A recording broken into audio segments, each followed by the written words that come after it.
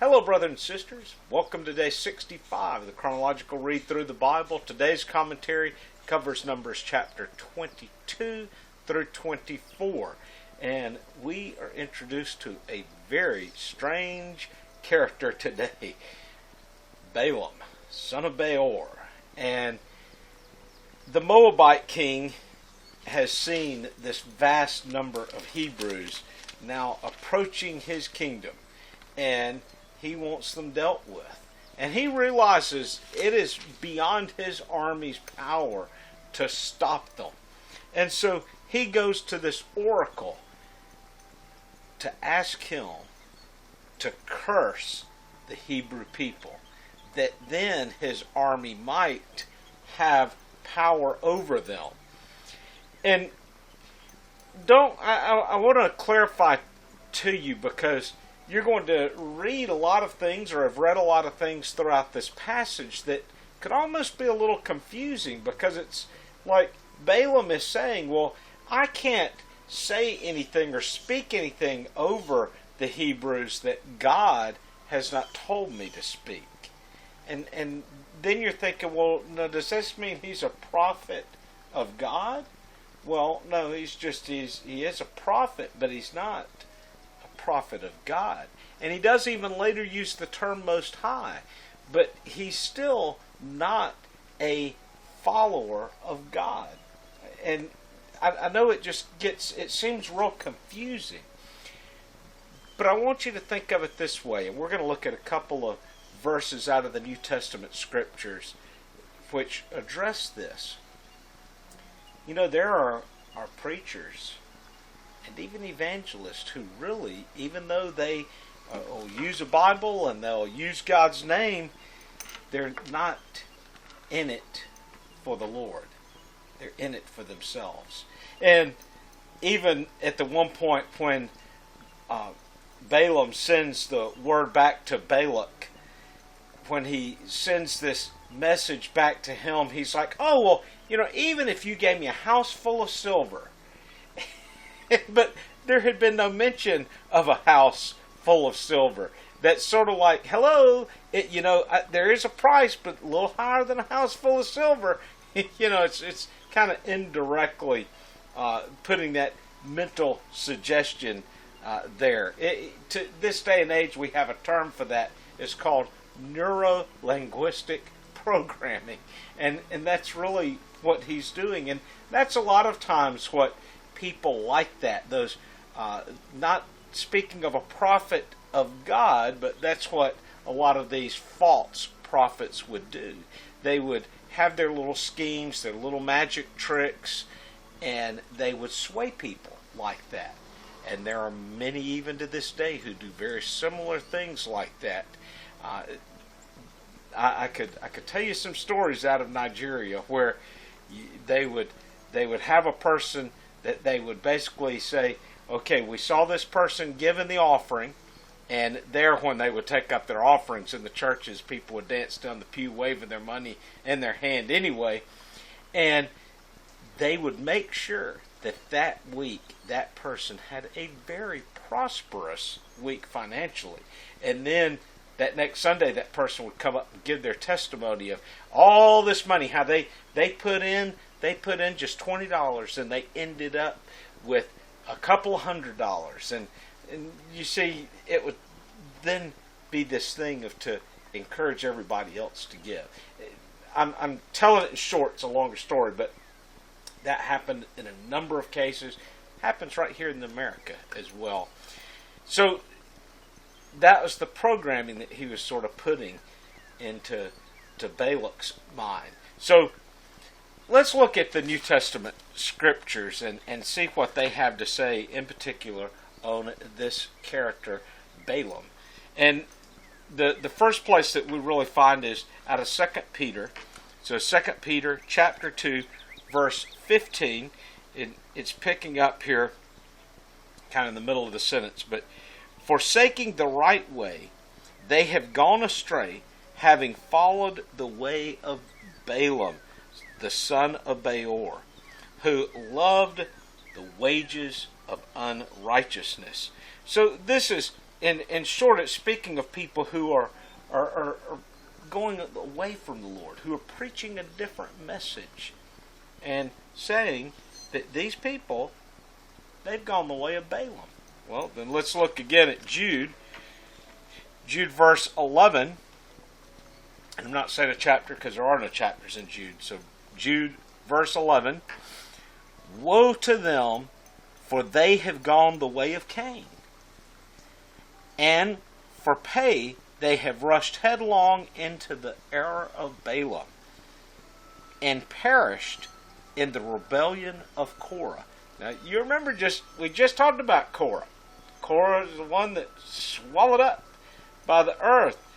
And again, sometimes this is why some people would say, well, why do I need to know the Old Testament? Well, here's 3 names right here. Cain, Adam and Eve's first son, who killed Abel.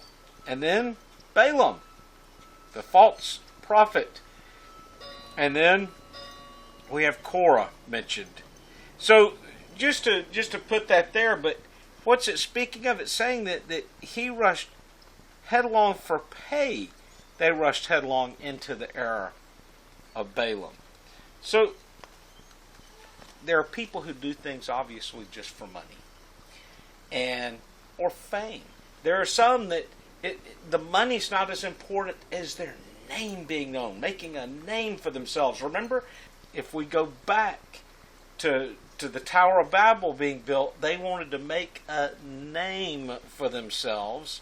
And we're going to see this with a number of other individuals as we're moving forward, especially as we get into the book of Judges. People who want to make a name for themselves. And people want to be famous. But that's not the way of the Lord. Humble yourself in the sight of the Lord, and He will what? And He will lift you up. And that doesn't even mean before men. That just means bring you to Him. That He's going to exalt you, and it may not be before man. Man may not even know what you are capable of or what you've done. And it doesn't really matter. What matters is your relationship with the Lord. Well, let's look at one of the whole little prophecies here that Balaam does end up saying, and this comes out of chapter 24 towards the end of today's reading, and verse 17. I see him, but not now. I behold him, but not near. A star shall come forth from Jacob.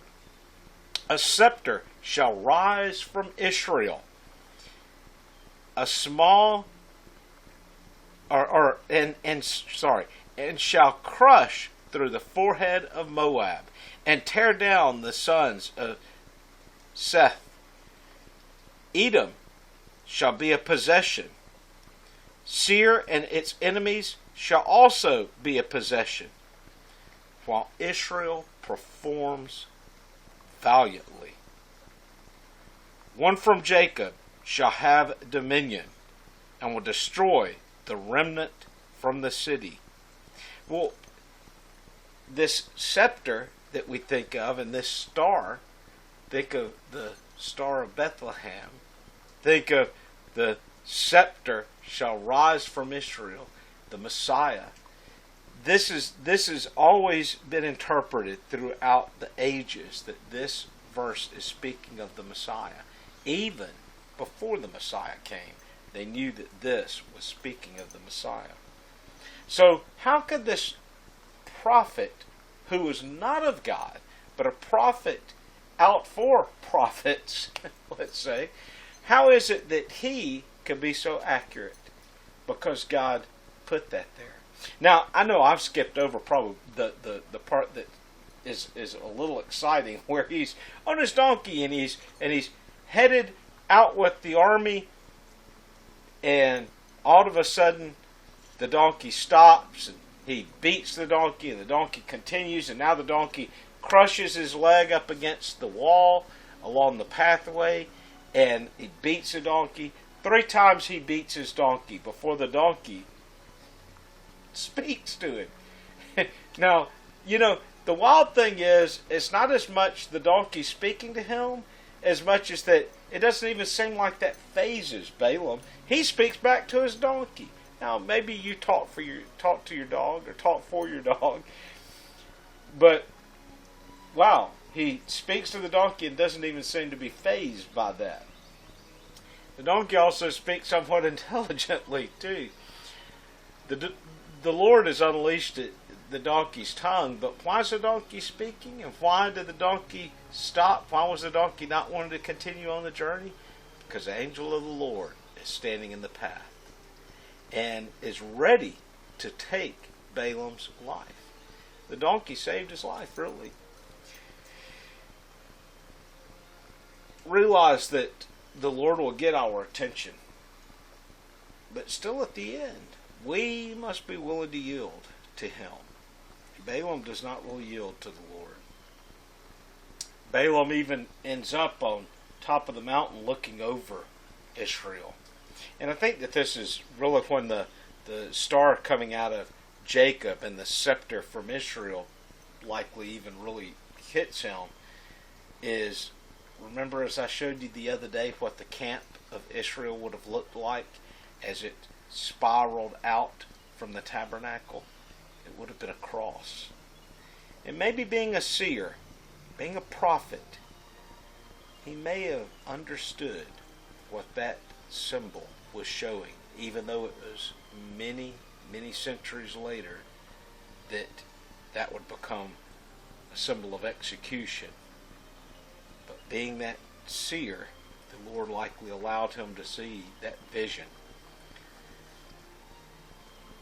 Given what we later read in 2 Peter and what we read in Jude, and there's a number of other times throughout the Scripture, Balaam is mentioned many times throughout Scripture, but he's never mentioned in a positive light, is that he bowed his knee to the Lord and submitted to Him. It just seems to be like he knew God existed, but did not know God in a relationship. Well, brothers and sisters, I do hope that everything's going well for you. Until tomorrow, God bless.